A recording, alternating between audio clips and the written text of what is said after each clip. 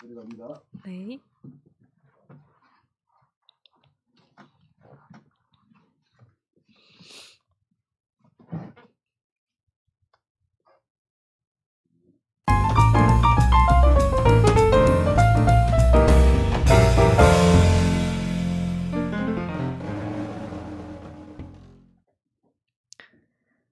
네, 너에겐 페미니즘이 필요해. 오늘 6번 중에 3번째 시간이고요. 주제는 성폭력 예방교육, 이제는 달라져야 한다입니다. 안녕하세요. 너에겐 페미니즘이 필요해. 김유미입니다. 오늘은 여성의 성적 권리라는 문제를 다룹니다. 보통 페미니즘이 여성의 성적 권리 또는 이제 다르게 말하면 섹슈얼리티라고도 얘기를 하는데요. 섹슈얼리티라는 말은 이제 성적인 욕망이나 실천을 다 포괄하는 단어라고 생각을 하시면 되는데, 이제 페미니즘이 섹슈얼리티를 다루는 일반적으로 많이 떠올리게 되는 방식은 바로 폭력에, 뭐 예를 들면 성폭력에 집중을 하는 것인데요. 네, 뭐 가장 가깝게 떠올릴 수 있는 예로는 미투 운동 같은 게 있을 수 있겠죠. 그런데 오늘 저희가 다룰 주제는 이제 폭력이나 위험을 중심으로 섹슈얼리티를 다루는 방식의 한계를 좀 짚고, 그래서 우리는 이제 무엇이 필요하냐 이런 방식으로 진행을 해보려고 합니다. 구체적으로는 학교나 직장에서 진행되는 성폭력 예방 교육에 대해서 좀 살펴보려고 하는데요. 그래서 이제 오늘의 게스트로 현직 고등학교 교사 박영진 선생님을 모셔봤습니다. 안녕하세요. 예, 현재 고등학교에서 사회를 가르치고 있고요. 항상 우리 아이들이 자기 어떤 성장과 사회를 위해서 좋은 일 많이 하기를 정말 기대하는 마음으로 열심히 가르치고 있는 사회교사 박영진이라고 합니다. 저 같은 편파적인 사람을 이런 편파 TV에 초대해 주셔서 너무 감사합니다. 예, 여러분 반갑습니다. 네, 반갑습니다. 네, 2000년대에 한국에서 지난 20년 동안 이제 성평등 교육이 굉장히 많이 제도화가 됐어요. 이제 한편으로는 이게 이제 페미니즘 운동의 성과라고도 할 수 있겠죠. 제가 여기 쓴 것처럼 99년부터 2010년대까지 계속해서 다양한 종류의 교육이 의무화되었는데요. 근데 실제로 이런 교육을 받는 주변 사람들의 얘기를 들어보면 다들 별로 긍정적으로 평가를 하지를 않아요. 그래서 이런 의무 교육이 확대되는 것이 과연 긍정적이기만 한가라는 이제 고민이 들 때도 있는데요. 어떻게 생각하시나요? 네. 사실은 지금 말씀하신 대로 2000년대 이후에 학교 현장에서 성폭력 예방 교육이라든지 성평등 교육에 대한 그런 관심과 의식들은 많이 확산이 되고 있는 건 사실인데요. 학생들은 그런 교육을 접할 때 뭔가 새로운 것을 배우고 자신이 인제 정말 성평등 의식을 가져야겠다 이렇게 생각하기보다는 '또 이런 교육이야? 아 지겨워. 이건 노는 시간이야.' 이런 식의 어떤 반응들을 보이고 있는 게 사실입니다. 그래서 오늘 이 자리에서 왜 그런 반응들이 보이고 있는지에 대해서 같이 진행자와 얘기를 나눠 보고자 나왔습니다. 네. 거기다가 최근에는 사실 굉장히 충격적인 사건들이 많이 폭로가 됐어요. 이제 단적으로 박원순 전 서울시장이나 그리고 김종철 정의당 전 대표의 성희롱 성추행 사건이 폭로되면서 사람들이 굉장히 많이 충격을 받았는데요. 이제 왜 남성이 정치적으로 진보적이고 인간적으로도 훌륭하다고 하는 그런 사람도 이제 여성을 존중하는 관계 맺음에 계속해서 실패하느냐라는 질문이 이제 한국 사회에 던져졌다고도 할 수 있을 텐데요. 사실 서울시 공무원 그리고 정의당 당직자 이런 사람은 한국 사회 전체를 통틀어서 봤을 때 성폭력 예방 교육을 제일 많이 받은 사람이라고도 할 수 있을 거 아니에요. 근데 그런 공간에서 심지어 장을 맡고 있는 사람조차도 이제 기존의 관계 맺는 방식에서 자유롭지 못하다면 도대체 우리에게 뭐가 더 필요한 거냐, 그동안의 방식에 이제 어떤 문제가 있었던 거냐, 이것이 바로 오늘의 주제라고 말씀을 드릴 수 있을 것 같습니다. 그래서 먼저 청소년 대상으로 한 성교육부터 조금 살펴보려고 합니다. 사실 아까 미투 운동 얘기를 했지만 스쿨 미투 운동 이런 운동도 있었죠. 네. 그리고 또 작년에 또 한국 사회를 떠들썩하게 했던 엠번방 사건 같은 것도 있었는데요. 그래서 도대체 이제 요즘 청소년들은 성을 어떻게 이해하고 살고 있을까 이런 것들이 좀 궁금해지는데요. 선생님은 어떻게 보시나요? 네. 사실은 사회적으로 미투 운동이 활발해지면서 학교에서도 정말 스쿨 미투 운동이 굉장히 활발히 일어나고 있습니다. 그동안 감춰왔던 그러한 어떤 성폭력 사안들이 사회적으로 알려지면서 여러 충격들을 가져오고 있고요. 더군다나 엠번방 사건 같은 경우에는 상당히 충격적이었던 사건이죠. 사실상 엠번방 피해자들을 조사해 봤을 때 많은 청소년들이 연루되어 있다라는 사실을 알 수 있었고, 가해자들 또한 10 대, 20 대 젊은 남성들이 많았다는 사실을 보면서 엄청난 충격적인 사건이었습니다. 그래서 그 이후에 학교에서는 디지털 성폭력에 대해서도 엄청나게 성폭력 예방 교육을 진행하면서 강조하고 있어요. 그런데 문제는 뭐냐 하면 이제 그런 것들에 대해서 청소년들이 어떤 경각심을 갖고, 그리고 나서 이제 정말 그러한 일들이 왜 문제인지, 과연 이러한 원인들이 무엇인지 이렇게 생각하기보다는 '앞으로 더 조심해야겠다. 우리가 이제 디지털에서 어쨌든 여러 관계들이 형성되는 거에 대해서 좀 더 조심해야 되겠다.' 뭐 이런 식으로 생각이 좀 흘러가고 있는 게 좀 안타깝기도 하고요. 청소년들이 사실은 그런 성평등 의식에 대해서 학교에서 많이 배워야 하는데, 실제로 청소년들이 성평등에 대한 의식을 접하는 것은 이제 성평등이라기보다 그런 성교육에 대해서 접하는 것이 어쨌든 유튜브에서 많이 접하게 되는 것 같습니다. 검증되지도 않고, 그리고 그것이 진짜 성평등과는 거리가 먼 그런 여러 가지 조잡스러운 이미지 속에서 성교육을 배우는 것 같아서 유익하지도 않고요. 그래서 굉장히 걱정이 많습니다. 네. 네. 그러면 지금 학교에서 성교육이나 성평등 교육이 어떤 식으로 진행되는지도 좀 궁금해지는데요.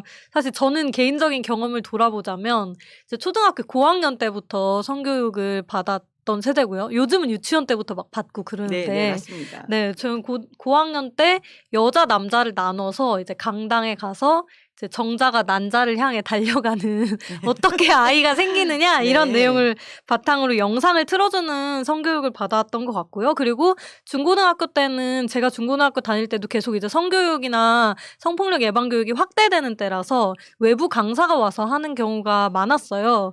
근데 그때 제가 느끼기에도 이제 '어떤 강사가 오느냐에 따라서 되게 내용의 편차가 크다. 하는 메시지도 너무 다르다.' 이런 생각이 들었거든요. 요즘은 어떨까요? 지금도 그렇게 크게 다른 것 같지가 않아요. 일단은 고등학교 같은 경우에는, 그러니까 사실은 교사나 학생들이나 마찬가지로 1 년에 15 시간씩 성폭력 예방 교육 혹은 성평등 교육들을 받게 되어 있는데, 대부분 고등학교 같은 경우 이제 교과 시간에 이제 연관 단원에서 배운다 이렇게 가정하에 1-2 시간 정도 성폭력 예방 교육을 받긴 합니다.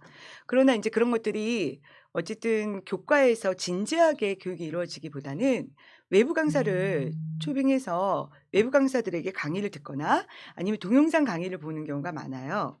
중학교도 그런 것들은 마찬가지입니다.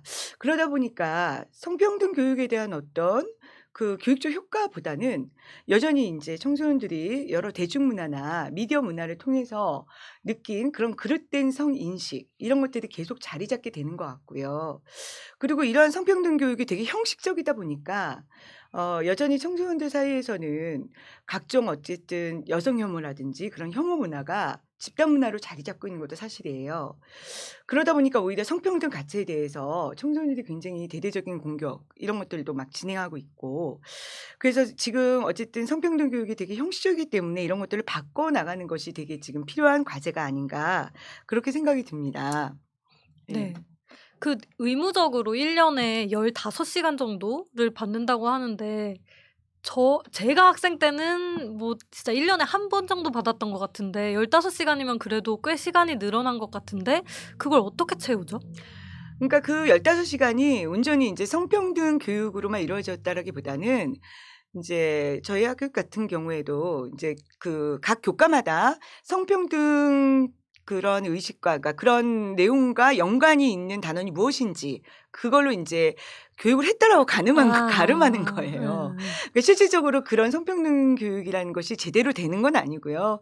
그거 외에 인제 성폭력 예방 혹은 성매매, 성폭력 이런 예방 교육은 반드시 하게 되어 있기 때문에 그거는 이제 외부 강사나 동영상 강의로 간단하게 인제 1 년에 1-2 시간 정도 진행되는 게 다이고요. 이러한 상황은 서울에 있는 학교들이 중고등학교들 같은 경우에는 다 비슷할 걸로 보여집니다. 특히 이제 성폭력 예방 교육이라고 하는 교육의 내용에 대해서도 조금 여쭤보고 싶은데요.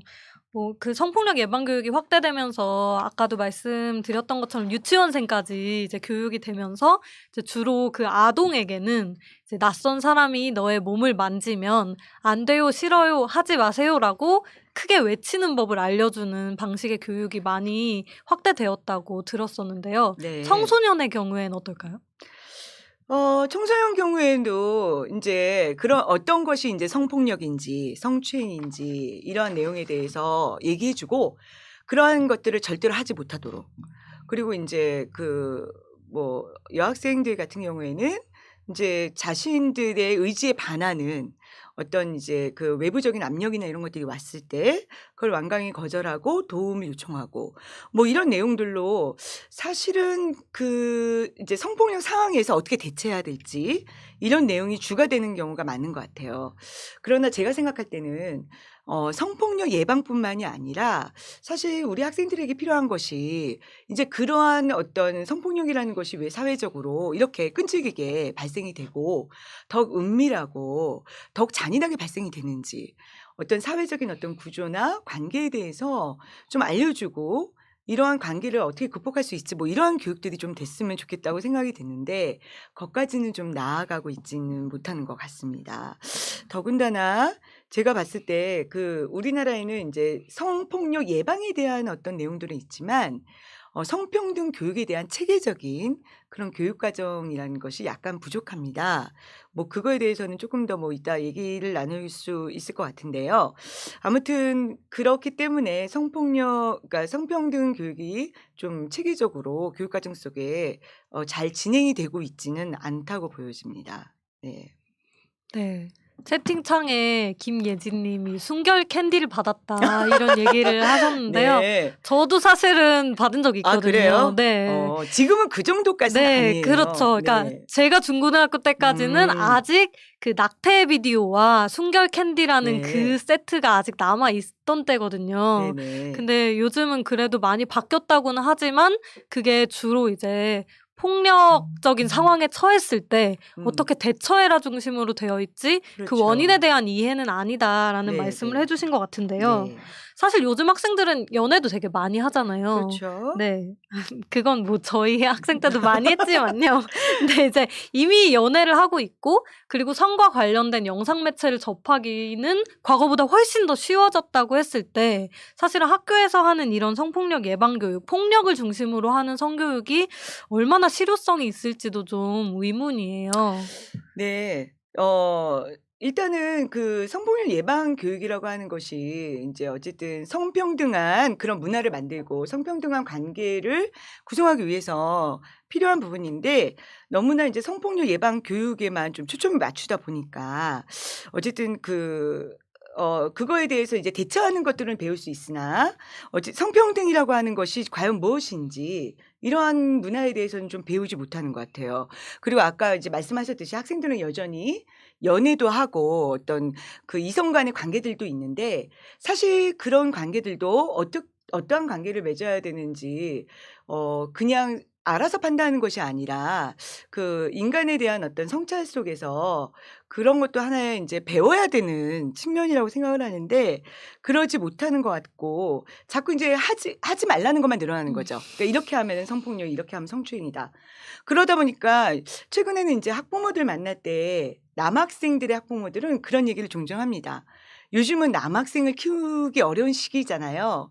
조금만 뭐 하면은 전부 다 뭐 폭력이라고 하고 추행이라고 하고 막 그런 얘기를 남학생 어머니들이 합니다. 그런 얘기를 했을 때 사실은 본질은 우리가 인제 인간으로서 어떤 관계를 관계 맺음이 중요한 건지 이런 것들을 보면서 해야 되는데 자꾸 남학생들한테 뭘 하지 말라고 하다 보니까 남학생들의 인제 키우는 엄마들도 성평등에 대한 의식보다는 어떻게 하면은 자기 자녀가 성폭력에 연루되지 않게 할 것인가 뭐 이런 데에만 관심을 갖게 된 것 같아요.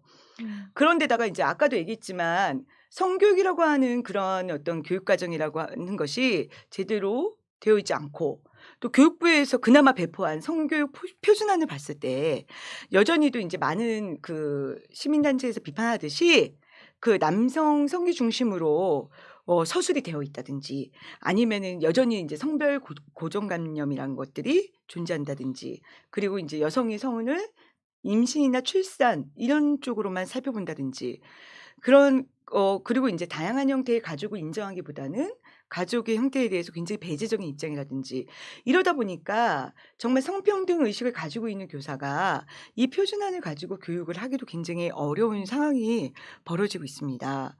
그래서 학생들이 급기야는 인제 그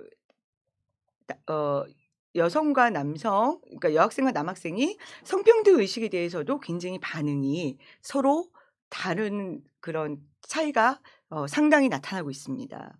네. 요즘 그 젊은 세대의 10 대, 20 대들의 이제 페미니즘에 대한 인식도 굉장히 이제 성차가 크게 나타난다는 설문 네. 결과가 많이 있는데요. 제가 네네.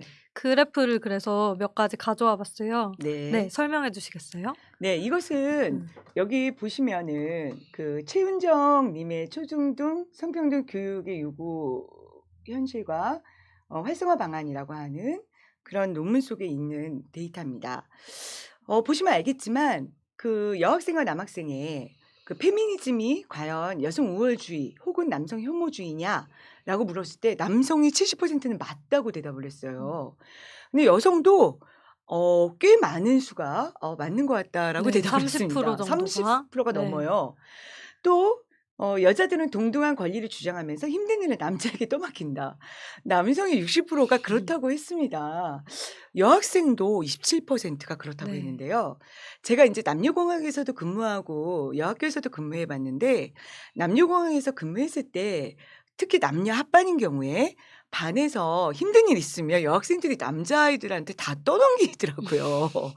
근데 인제 여고는 인제 남학생이 따로 없으니까 어떤 일이 있더라도 인제 다 이제 여학생들이 알아서 단결해서 잘하는데 남녀 합반인 경우에는 그런 모습을 봤을 때 '남녀 합반의 여학생들이 쪼끔 더 의존적인가?' 뭐 이런 의심을 제가 좀 해 보게 됐던 그런 계기도 있습니다. 네. 두 번째 설문도 네. 볼까요? 잠깐만요. 네. 그리고 또 인제 이런 내용도 있었습니다. "스쿨미트를 예방하려면 교사들의 성평등 의식 강화가 필요하다."라고 했을 때 이거는 인제 남학생, 여학생 모두 꽤 높은 비율로 "그렇다."라고 대답을 했다라고 볼 수 있고요. 그리고 항상 학교에서 페미니즘에 대해서 얘기하면 남자애들은 "아 남자만 군대 가잖아요. 아 불공평해요." 이런 얘기들을 늘 하거든요.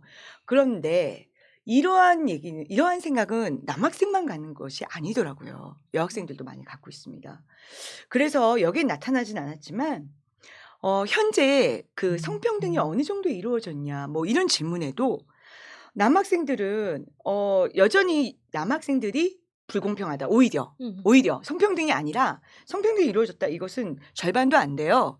한 40% 라면 "남학생들이 훨씬 더 불공평해졌다." 막 이렇게 대답한 게 남학생의 입장에서 40% 정도가 되는데 여학생들도 사실은 지금의 성평등이 어느 정도 이루어졌냐라고 했을 때 여학생들의 입장은 '상당 부분 성평등이 이루어졌다.' 이렇게 보거든요.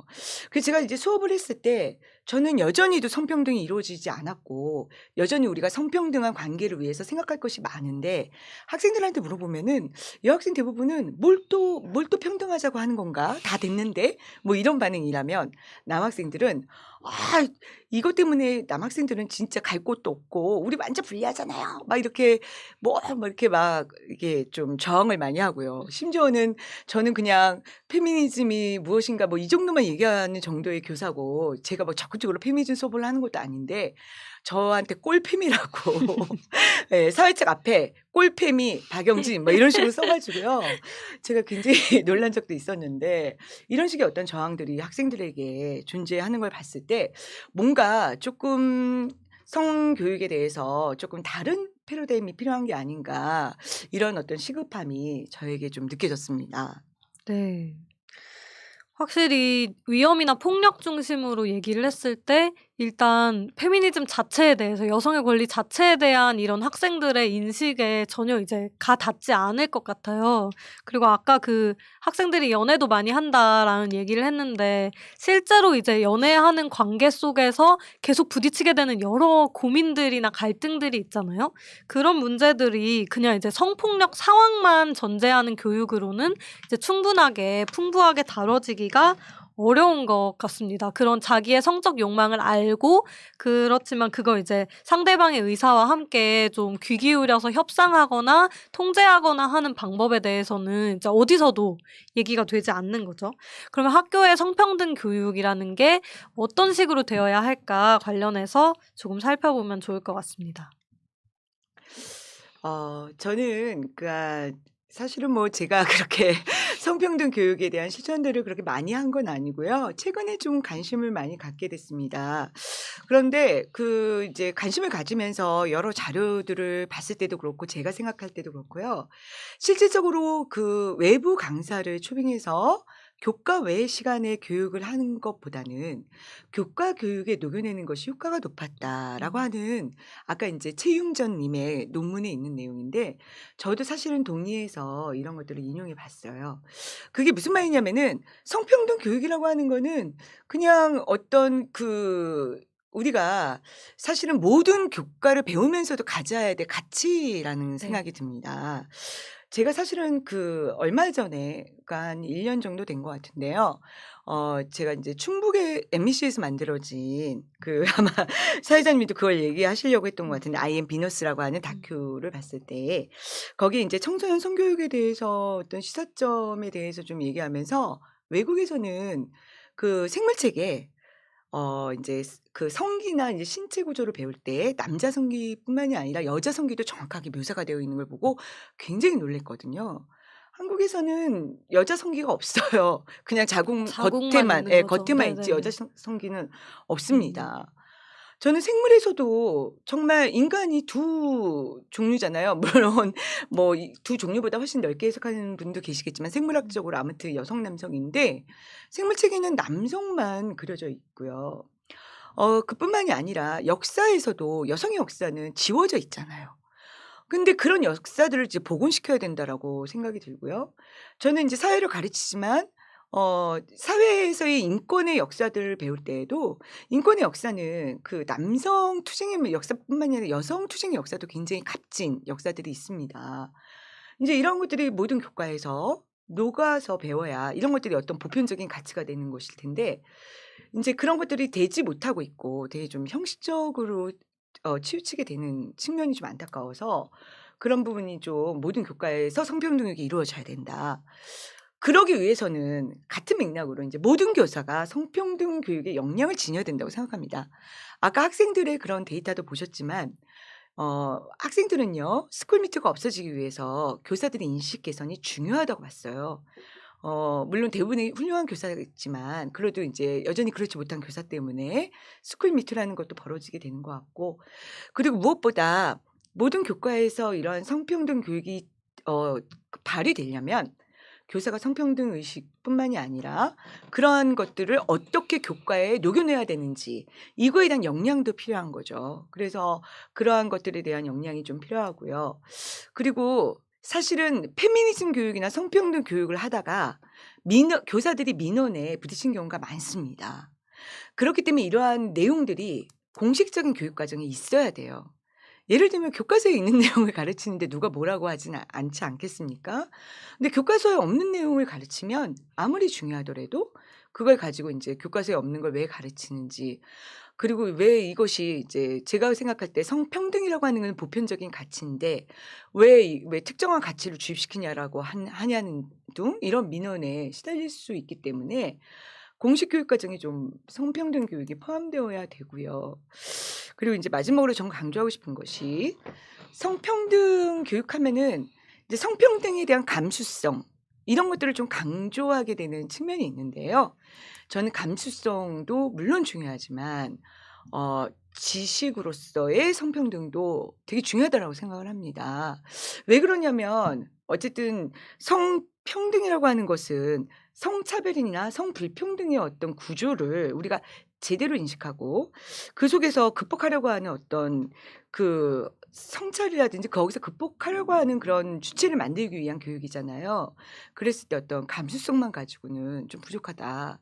여러 가지 과학적인 그 지식, 성평등을 지지해 줄 수 있는 여러 지식들도 좀 같이 배워야 되기 때문에 성평등 교육의 반지성주의 문화 이런 것들이 좀 극복돼야 올바른 그런 성평등 교육이 진행될 수 있지 않을까 그렇게 생각합니다. 제가 오늘 게스트인데요. 너무 말이 많아서 죄송합니다. 아, 너무 좋네요. 네. 맨날 저만 말하는 것 같아서 힘들었는데. 네. 좀 전에 말씀하신 그 다큐멘터리는 사실 한번 다들 보시면 좋을 것 같아요. I am 비너스라는 네. 제목이고요. MBC 충북에서 이제 특집 다큐멘터리로 몇 년 전에 만든 것인데 이제 다큐멘터리로 뭐 상도 받을 정도로 되게 퀄리티도 높고 네. 내용도 좋아요. 그 내용이 뭐냐면 이제 여성의 성 관련한 성교육이 항상 이제 자궁이 그려져 있고 이제 그래서 아이가 어떻게 만들어지는지 생리가 어떻게 되는지를 중심으로 설명이 되고 항상 이제 언급되지 않는 기관이 바로 클리토리스라는 기관인데 그 클리토리스를 중심으로 해서 여성에게도 성이 쾌락인데 이 측면이 왜 그동안은 전혀 이제 얘기되지 않았을까를 이제 되짚어서 찾아가는 내용인데 굉장히 흥미롭게 잘 만들었고 원래 MBC 충북 홈페이지에서 볼 수 있었거든요. 네, 네. 지금도 볼 수 있겠죠, 아마도? 예, 저 네. 얼마 전에 봤습니다. 네네네. 그래서 굉장히 재미있는 다큐라서 저도 네. 꼭 한번 보시길 권하고 네, 싶습니다. 교육 자료로서도 나름 네. 쓸모가 있을 것 같아요. 네. 네. 그리고 작년에 엠번방 이후에 이제 그러면 그동안의 성교육, 성폭력 예방 교육에 무슨 문제가 있었던 거냐 이런 이야기들이 또 사회적으로도 많이 됐고 이제 교사들도 그런 고민을 많이 했다고 알고 있는데요. 그 과정에서 또 한 번 주목받은 개념이 바로 포괄적 성교육이라는 개념이에요. 이 개념에 대해서 조금 소개해 주시면 좋을 것 같아요. 네. 사실상 이제 저는 정교조 조합원이기도 한데요. 정교조 조합원 선생님들은 포괄적 성교육이라는 말을 많이 아실 거고 많이 들어보셨을 거라고 생각이 듭니다. 그리고 아마도 정교조에 이제 여성이 활동을 하시는 선생님들도 포괄적 성교육을 정말 실질화하기 위해서 많은 노력들을 하시는 걸로 알고 있는데요.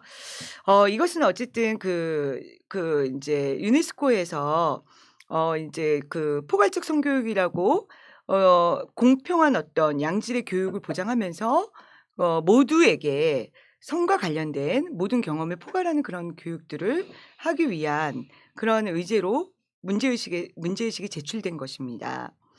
그래서 이게 왜 조금 제가 생각할 때 우리나라에도 좀 필요하다고 생각하냐면 보통 이제 성교육하면은 이제 한국에서 진행되었던 것처럼 어쨌든 이제 뭐 임신, 출생 이런 것과 관련된 거 혹은 이제 성폭력을 예방하는 거 뭐 이런 거라고 생각할지 모르겠지만 포괄적 성교육이야말로 인제 이것을 성평등이라는 것은 이제 보편적 인권의 이해에 기초한 교육이기 때문에 이것에 대해서 진정한 성평등 교육이라고 하는 것은 단순히 성 주제만 다뤄서는 이루어질 수 없다. 오히려 어떤 관계라든지 인권이라는 권리라든지 그리고 세계적으로 굉장히 성에 대한 문화도 다르잖아요.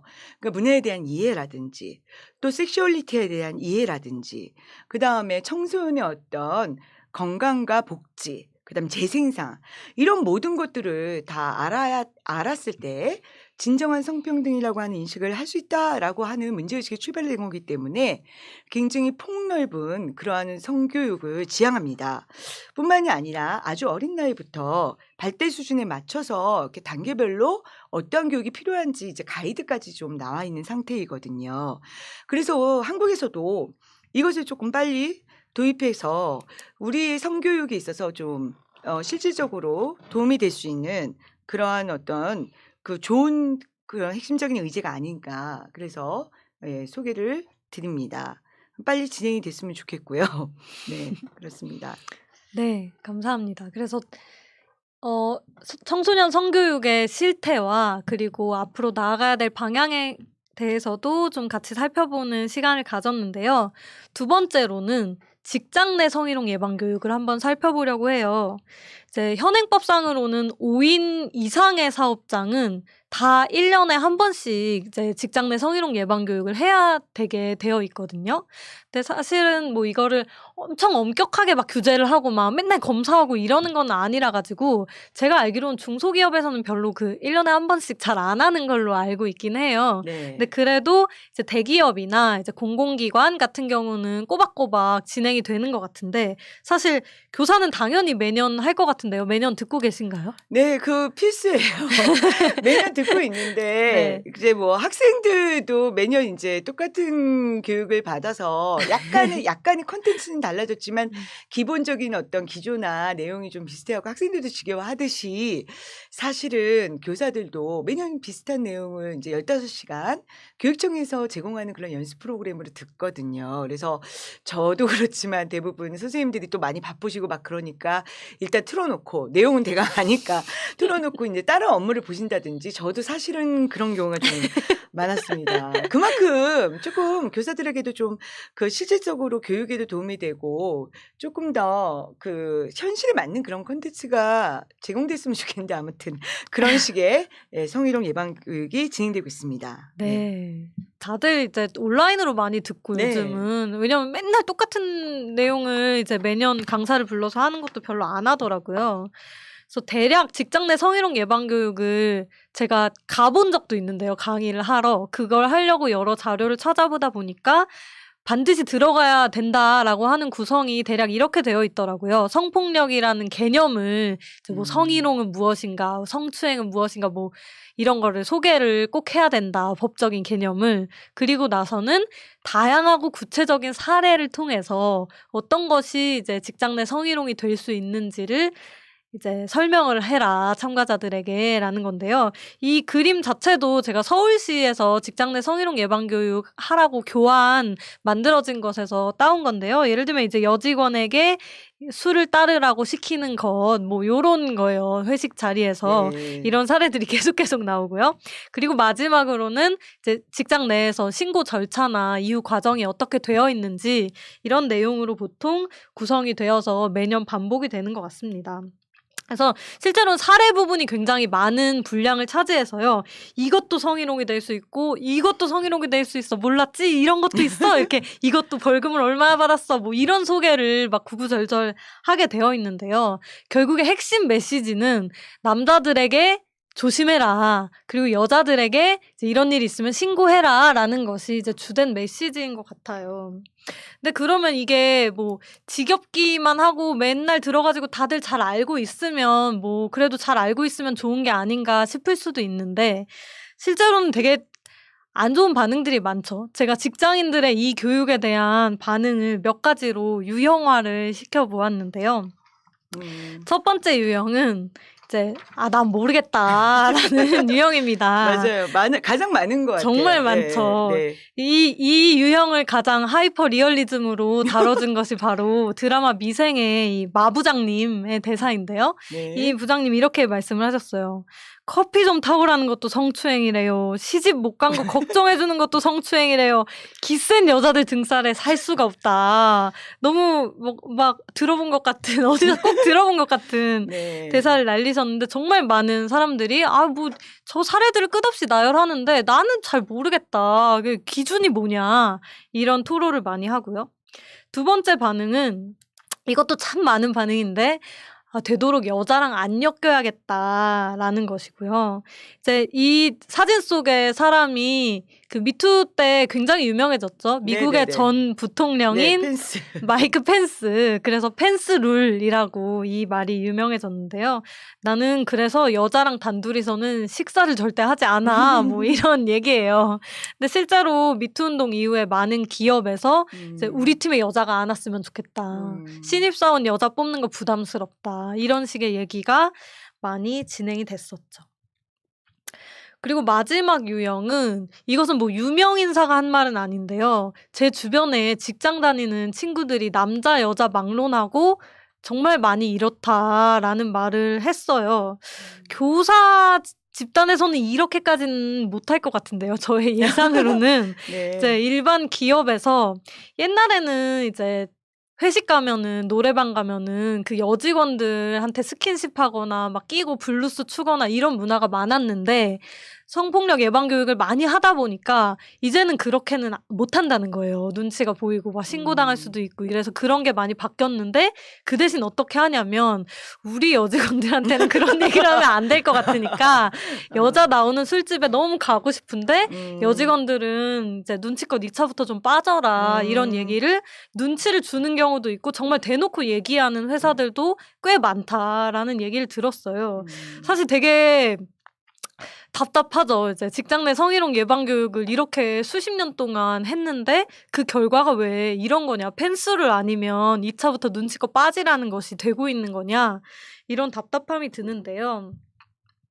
저는 사실 이런 반응이 보여주는 것이 이제 이런 처벌에 대한 공포? 너 이렇게 말하는 것도 성희롱이 될 수 있고 저것도 성희롱이 될 수 있어. 이런 방식으로 남성의 행동을 규제하는 게 과연 이제 성폭력을 예방하는 가장 효과적인 방식이냐라는 의문과 관련이 있다고 생각을 합니다. 사실 지금의 사회 분위기는 다 이제 무조건 세게 처벌하는 것이 가장 좋은 해법이다 이런 거잖아요. 네네. 네. 성폭력 가해 무슨 그런 사건이 나기만 하면은 이제 무조건 처벌의 수위를 더 높여야 된다. 근데 처벌의 수위를 높여야 되는 것이 이제 응당 받아야 될 벌에 마땅하지 않으니까 그런 것도 있지만 이제 그러니까 너무 처벌 수위가 기존 법에서 낮기 때문에 그런 것도 있지만 한편으로는 그렇게 해야 이제 성폭력 가해를 막을 수 있다. 그 이상 발생하는 것을 억제할 수 있다라고 이야기를 하는데요.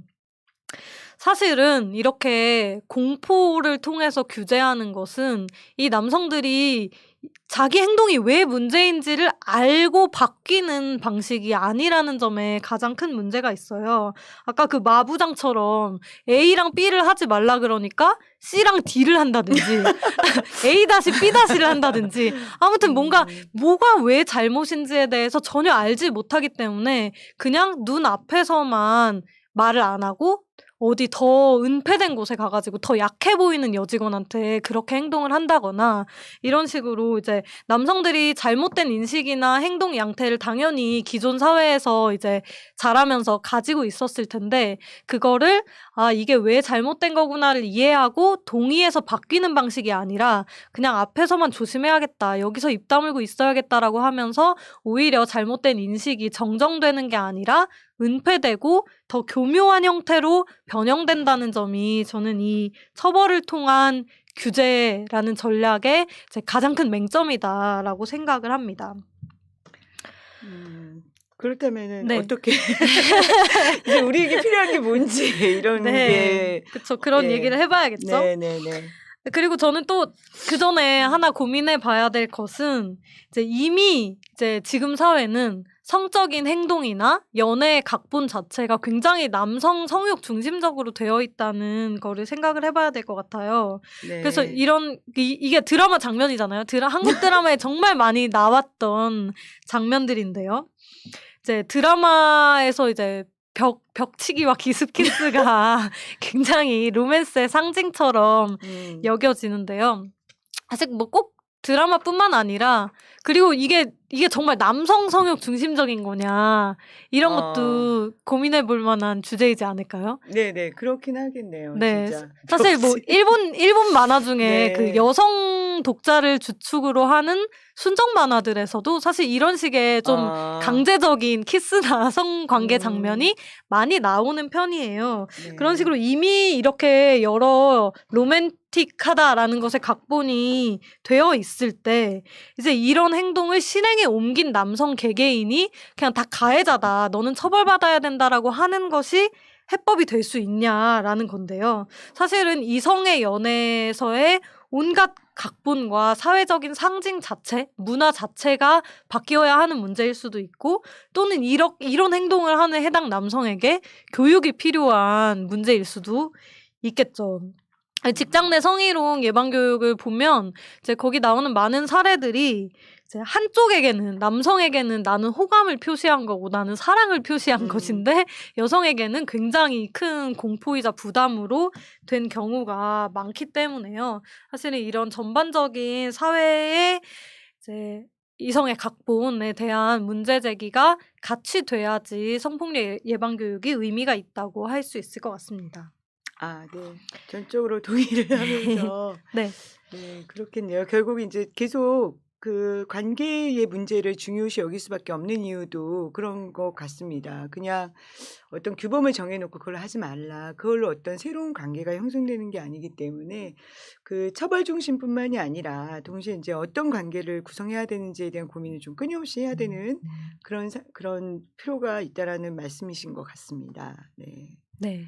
그래서 이제 정말로 우리에게는 그러면 어떤 것이 필요한 거냐. 기존의 성폭력 예방 교육이 한계적이었다면 이제 어떤 방향으로 나아가야 되냐에 대한 이야기를 하고 싶어요. 일단 첫 번째는 이제 그냥 폭력을 예방하자라고 하면은 이제 가해자인 남성을 저지하거나 또는 여성이 조심하거나 뭐 이런 식으로 해법이 될 수도 있는 거란 말이죠. 또는 이제 여성이랑 남성이 같은 공간에 늦게까지 안 있으면 되는 문제, 뭐 이렇게 생각이 되는데, 그런 방식을 넘어서 사실은 페미니즘 교육 자체가 더 근본적으로는 필요하다라는 얘기예요.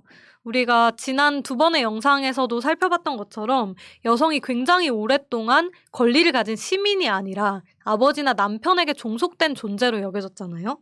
그리고 또 이제 보호받아야 될 존재처럼 여겨졌는데, 이제 이렇게 여성의 시민권이라는 게 어떤 논리와 어떤 역사 속에서 계속해서 부정되어 왔는지를 제대로 아는 것, 아까 그 지식 전달도 중요하다는 말씀을 네. 박연진 선생님이 해주셨는데, 그것처럼 그런 지식 속에서 내가 여자와 남자에 대해서 가지고 있는 인식도 이제 이러이러한 바탕에서 이제 출발한 거구나, 어떻게 바뀌어야겠구나라는 이해에 도달할 수 있다라고 생각을 해요. 그래서 페미니즘 교육이라는 거는 이제 무조건 금지다 또는 신고해라가 아니라 남성이든 여성이든 스스로 판단할 수 있는 힘을 기르는 교육이어야 한다라는 이야기인데요. 사실 이런 관점에서 아까 나온 마부장님의 인식 또 이제 어떻게 평가할지 얘기해 볼 수도 있을 것 같아요. 예를 들면 네. 시집 못 간 거 걱정해 주는 거나 커피 타오라고 하는 것이 이제 왜 문제냐라고 얘기를 했는데, 왜 문제라고 할 수 있을까요? 일단은 시집을 못 갔다라고 생각하는 게 문제죠. 왜 못 갔다라고 생각하면 안 간 건지. 근데 제가 사실 제 옆에 계신 선생님이 혹시 이 방송을 들을지 모르겠지만 그분이 네. 안 가셨어요. 저보다 더 이제 그 연령이 더 많으신데 네. 이제 안 가셨다 그래서 저는 선생님 비혼이시거든요. 그랬더니 내가 안 간 게 아니라 못 간 거지. 오히려 저한테 뭐 안 간 게 아니야 막 이렇게 말씀하시는데 안 간 겁니다. 못 간 게 아니라 뭐 어찌어찌 해서 뭐 마음이 가고 싶었다 하되 우리는 안 간 걸 선택한 것이고, 안 간 걸 선택함으로써 당당하게 살 수 있다라는 거, 이런 것들이 바로 페미니즘에 대한 교육이 아닌가 이렇게 생각을 합니다. 그래서 마부장이 페미니즘에 대해서 아무것도 모르는 사람일 때 그렇게 얘기를 한 거죠. 그러니까 당신은 지금 성희롱 발언이야 이 얘기를 하기 전에 아니 어떻게 그 여성에 대한 삶이나 역사를 그렇게 잘 모르시냐, 이런 교육부터 좀 필요한 게 아닌가. 네, 전 그렇게 생각합니다. 네, 네. 마부장님이 이 방송을 꼭 들으셔야 될 텐데. 네. 네, 두 번째로는요, 이제 페미니즘 교육과 시민권에 대한 이야기를 했는데, 두 번째로는 이제 여성의 성적 권리에 대한 이해가 필요하다라는 이야기를 하고 싶어요. 사실 여성의 시민권이 부정당하는 것의 이제 핵심은 바로 이제 여성의 몸을 어떻게 볼 거냐, 그리고 몸에 대한 권리가 부정당하는 데 있다라고 생각을 하는데요. 사실 여성의 몸이라는 거는 이제 남성의 성욕을 자극하거나 만족시키기 위한 것이거나 가문의 재생산을 위한 이제 남성 가문의 소유물처럼 많이 여겨져 왔어요. 그리고 이런 게 가장 전형적으로 보여지는 이제 신화가 바로 이제 남성의 성욕이라는 것은 참을 수 없는 것이다. 그리고 여자는 좋아도 싫은 척한다라는 얘기예요. 그러니까 여성의 no는 네. 그냥 yes로 읽히게 되는 거죠. 여기 이미지에 no means no라고 되어 네. 있는데, 네. 사실 여자는 좋아도 싫은 척하고 남성 성욕은 참을 수 없다. 되게 동전의 양면 같은 논리인데, 이 논리를 받아들인다면 사실 일단 여자는 거절을 할 수가 없어요. 그렇죠. 네, 어떻게 거절을 하더라도 네. 이걸 거절로 받아들이지 받아들이지 않기 않으니까. 때문에 네. 그래서 거절을 할 수 없고 남성 성욕은 참을 수 없으니까 여성이 몸조심하는 거 말고는 정말 답이 없는 그러네요. 논리 구조로 네네, 되어 그러네요. 있다라고 할 수 있는데요. 여성과 남성에 대한 그래서 이런 성적인 이중 규범이 우리 주변의 공기처럼 존재한다고 저는 생각을 해요. 네. 제가 첫 번째 영상에서 이런 성적 이중 규범을 보여주는 예로 이제 그 성관계의 사진이나 영상이 네네. 이제 남성에게는 되게 과시의 맞아요. 어떤 네. 도구가 되고 여성에게는 엄청난 수치라서 이제 협박의 도구가 되기도 하잖아요. 남성이 여성을 협박하는 그런 얘기를 했는데, 그것뿐만 아니라 굉장히 다양한 예를 생각해 볼 수 있을 것 같아요. 예를 들면 성폭력 사건이 발생했을 때 이제 술에 취해 있었다라는 것이 남성 가해자에게는 술에 취해 있었기 때문에 그 사람은 자기가 무슨 행동을 하는지도 잘 몰랐을 거야. 이제 뭐 술 취해서 그럴 수도 있지, 이런 식의 변명이 되는데, 여성이 술에 취해 있었을 경우에는 어떻게 여자가 그렇게 몸을 못 가눌 정도로 정신 못 차리게 술을 먹었어? 라는 식의 비난에 기재가 된다는 것은 정말 둘에게 다르게 작동한다라는 사실을 알 수 있고요. 그리고 또 남성의 구애를 가장 이제 강력하게 거절하는, 효과적으로 거절하는 방법이 뭔지 아세요? 글쎄요. 남성의 구애를 효과적으로 거절하는 거? 네. 그냥 번호 좀 주세요. 저 마음에 들어요. 뭐 이렇게 그냥 얘기하는. 말없이 그냥 가는 거. 대꾸 안 하고. 무시. 무시. 좀 무십니다. 예. 가장 효과적인 방법은 여성들 피셜로 남자친구 있어요. 아, 결혼했어요. 근데 실제로 없어도 그렇게 근데 말하면 요즘에는 떨어져 나간다. 있다 그러면 가요? 안 그런 것 같은데.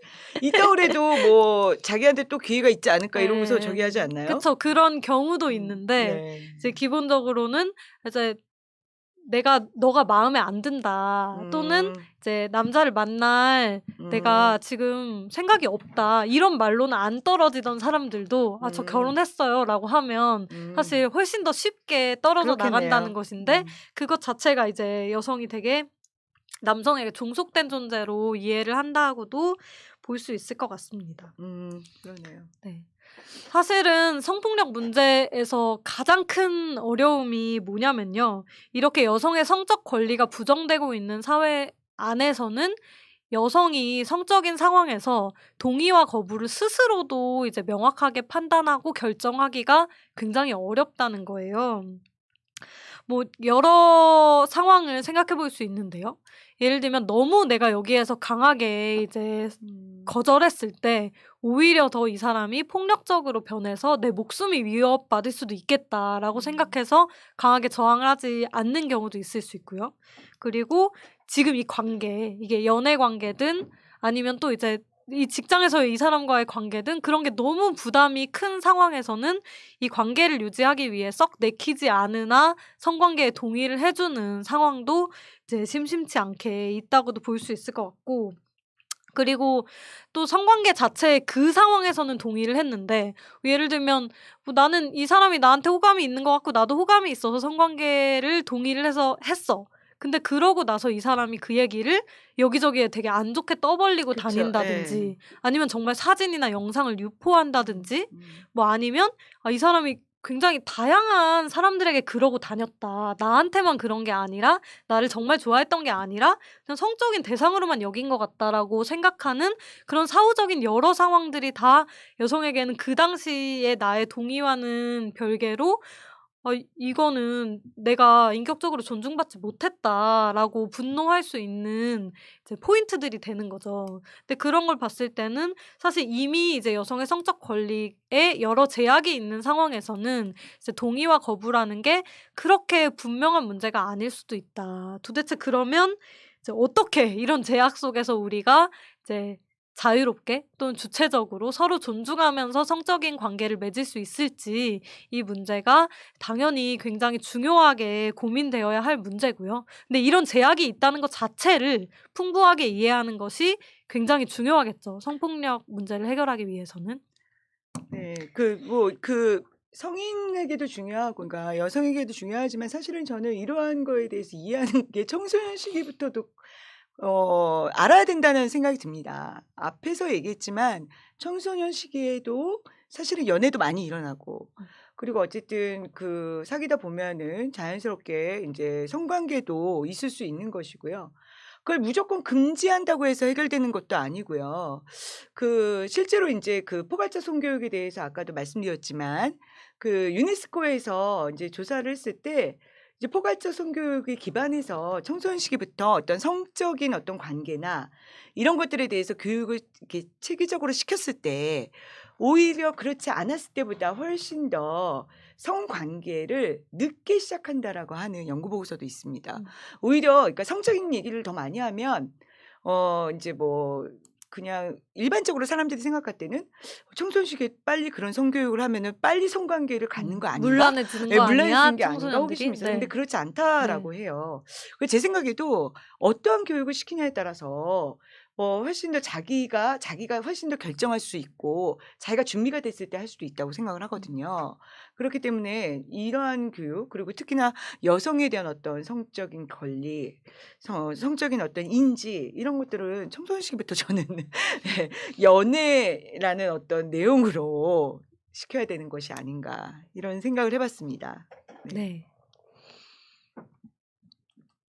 세 번째로는요. 지금 저희가 사실 연애 관계 또는 성적인 관계에 대한 이야기를 많이 했는데 저는 그것 못지않게 또는 그것보다 더 중요한 어떤 과제는 이제 여성과 남성이 서로를 동료이자 인간으로 존중하는 관계 맺음을 또 연습하는 데에 있다고 생각을 음. 해요. 사실은 기존의 남성 중심적인 문화 사회에서는 남성들 사이의 우정의 끈끈함은 엄청나게 특권화시키고요. 거기에 대한 영화가 정말, 정말, 정말 많잖아요. 친구요. 예. 친구. 제가 남 너무 옛날 사람인가? 네. 남성 연대는 굉장히 중요하다고 생각을 하는데 이제 여성은 이제 성적인 존재이거나 연애 대상으로만 생각을 하고 이제 남성과의 관계에 종속된 존재들이기 때문에 사실 개별적으로 다 있고 "여성의 적은 여자다." 이런 말처럼 사실 여자들 간의 유대는 별로 인정되지 않는 상황이 있어요.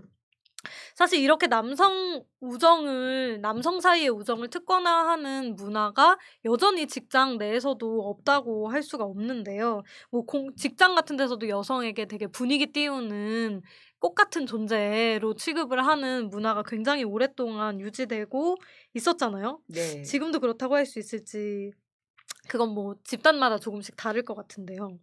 지금은 일단은 네. 그렇다는 표현을 안 하겠죠. 아. 성희롱이기 때문에. 네. 네. 그쵸.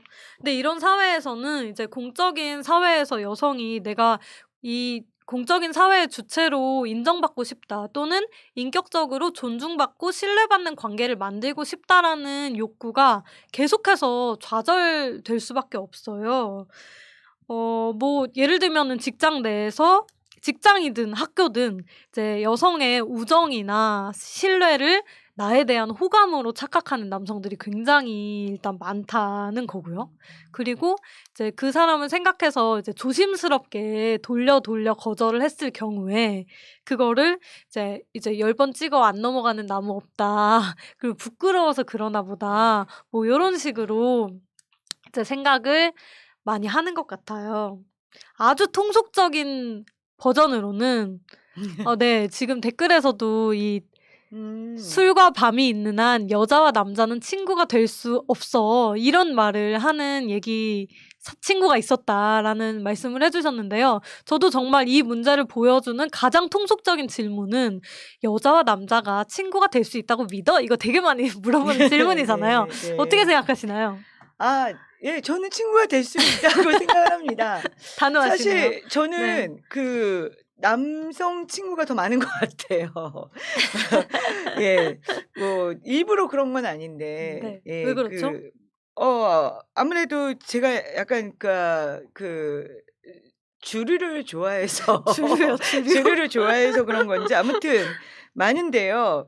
저는 어쨌든 지금 말씀하신 대로 남성들 간의 어떤 유대나 그런 문화 이런 것들에 대한 상징들을 많이 본 것 같은데 여성들 간의 어떤 문화, 유대 이런 것들은 조금 약했던 것 같고 제 스스로도 이제 그런 것들을 만들려고 하는 노력들을 그렇게 열심히 하면서 사실 못한 것 같습니다. 좀 반성이 되는 부분인데 아무튼 정말 남성하고 동료로 될 수 있고 동료가 되어야지요. 우리가 뭐 남성과 여성이 항상 어떤 이성적인 관계만 있다라면은 너무 피곤할 뿐만이 아니라 정말 예. 그렇게 바람직한 것 같지도 않고요. 예. 저는 가능하고 충분히 만들어야 된다고 좀 생각을 합니다. 네. 네, 맞아요. 근데 이런 얘기를 하면 또 직장 내 성희롱에서 아까 제가 막 한쪽은 호감인데 한쪽은 폭력이라고 느끼는 그런 관계가 진짜 많다고 했잖아요. 네. 근데 이렇게 이제 동료이자 인간으로 존중하는 관계 맺음이 되게 중요하고 그런 걸 이제 공적인 사회에서 잘 만들어야 된다라고 했을 때 그러면 연애하면 안 된다는 거냐, 직장 내 연애를 금지시키라는 거냐, 이렇게 음. 받아들이는 "나는 좋아하는데 고백도 못 하냐." 뭐 이런 토로를 하시는 분들도 종종 네. 있었어요. 음. 뭐 당연히 공적인 관계 안에서도 이제 연애 감정으로 좋아할 수도 있고 또 이제 마음이 맞으면 뭐 사귈 수도 있는 거잖아요. 네. 근데 그러니까 저는 사실은 20대 초중반까지 이게 그냥 항상 제일 큰 인생 고민 같은 것이었는데요. 근데 사실은 당연히 뭐 고백도 할 수 있고 좋아할 수도 있고 뭐 사귈 수도 있는 것이지만 사실은 그 관계가 어 좋아하는 감정이 들거나 고백을 했을 때 그게 이 둘의 관계가 완전히 깨지는 게 될 가능성도 있잖아요.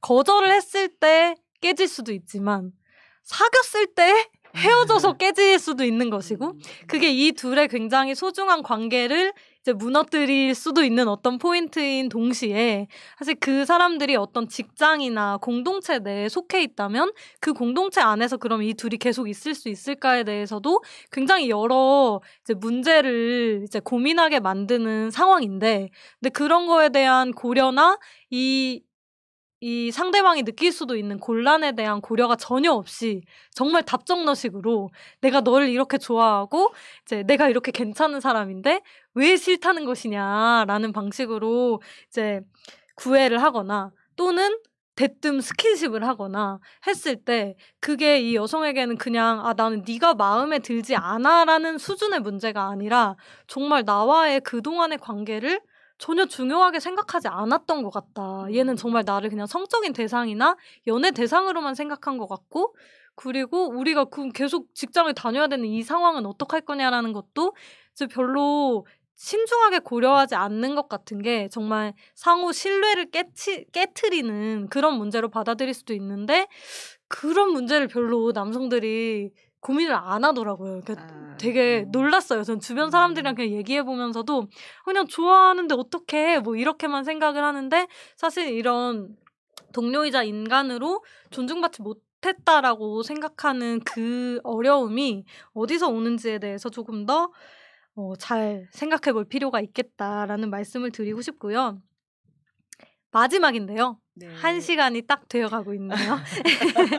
네. 마지막으로는 저는 뭐 오늘 내용 중에 여러 번 반복된 얘기이기도 하지만 음. 사실 연애와 사랑이라는 것 또는 성적인 관계, 친밀한 관계 모두가 이제 배움과 훈련이 필요한 문제라고 생각을 해요. 사실 이 문제에 대한 수요가 아주 많다는 것을 보여주는 게 저는 TV 프로그램 연애의 참견이라고 아 네. 생각하거든요. 네.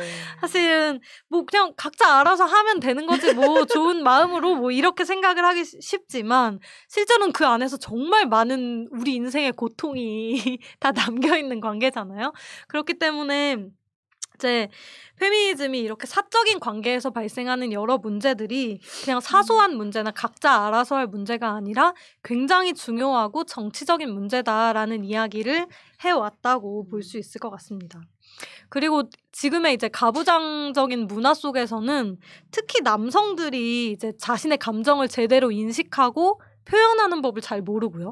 그리고 상대방의 감정에 귀 기울이고 이제 존중하는 방법도 잘 모르게 길러지는데 그건 이제 지금 사회가 남성을 무조건 이제 뭔가 강한 이제 자기의 나약함을 드러내지 않는 사람으로 커야 한다는 강요가 있기 때문에 그런 건데요. 그렇게 자란 사람들이 이제 특히 친밀한 관계에서 너무너무 어렵고 외롭고 또는 그 자기의 어려움을 폭력적인 방식으로 푸는 경우가 많은 것 같아요. 그래서 우리가 나와 다른 타인을 존중하면서 친밀한 관계를 유지하는 방법에 대해서 충분히 배우고 훈련할 필요가 있는 문제다라고 일단 관점 자체를 바꿔야 되겠고요. 그리고 유지하는 것뿐만 아니라 잘 끝내는 법도 굉장히 중요하죠. 오죽하면 안전이별이라는 말이 있을 정도로 이제 상대방을 내 소유물로 봤을 때는 이제 헤어지는 걸 거절하는 것을 다 용납하지 못하는 경우도 굉장히 많은데 그런 많은 우리의 문화들이 변할 필요가 있겠다라는 이야기로 마무리를 해 볼까 합니다.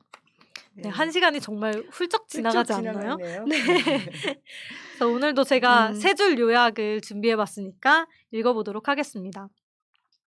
위험과 폭력 중심의 접근법은 현실을 바꾸는 데 한계가 있다. 여성의 권리에 대한 이해와 동의를 확대하는 페미니즘 교육이 필요하다. 여성을 인간으로, 친구이자 동료로, 연인으로 존중하는 관계 맺음을 배워야 한다는 내용이었습니다. 그래서 마무리를 해야 하니 게스트로 모신 박영든 선생님의 소감을 한번 들어보도록 하겠습니다. 네. 평소에 생각만 하고 있었는데 이렇게 그 스튜디오에서 같이 얘기를 나눠서 조금 더 생각이 정리되고 앞으로 제가 무엇을 해야 되는지 다시 한번 느꼈던 시간이었고요. 저는 연애도 배움이고 교육이다라고 강력히 얘기하고 싶은데요.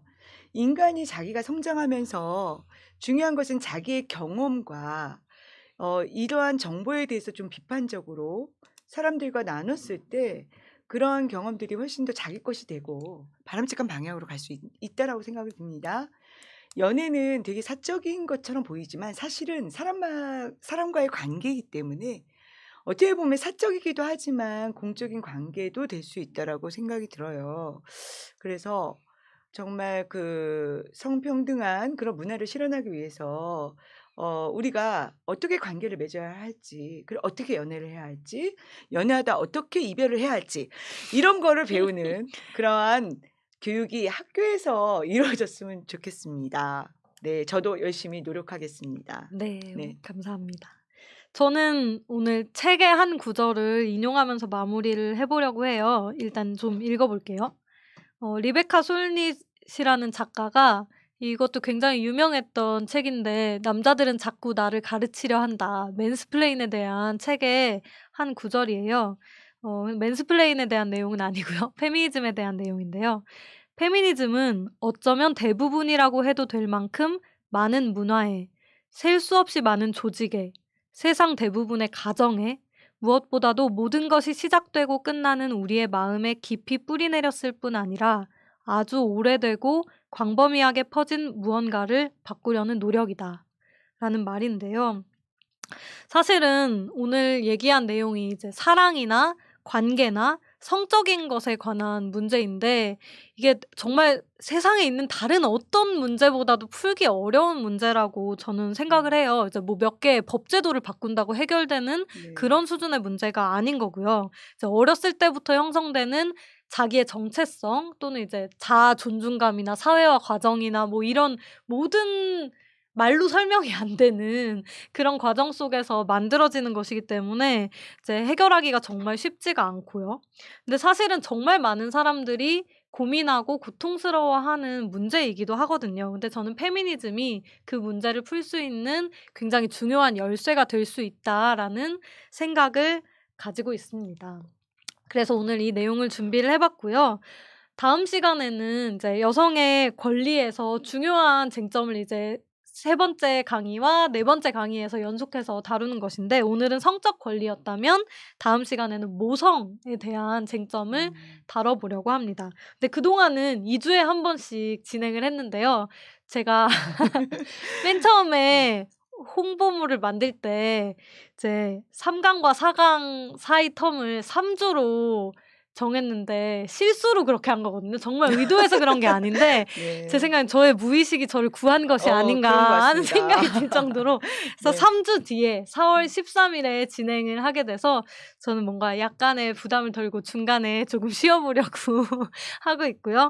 그래서 4월 13 일에 다음 방송 때도 꼭 많이 들어 주셨으면 좋겠습니다. 오늘 함께 들어 주신 분들 모두 너무 감사드립니다. 네. 너무 인사드리겠습니다. 감사합니다. 네. 네.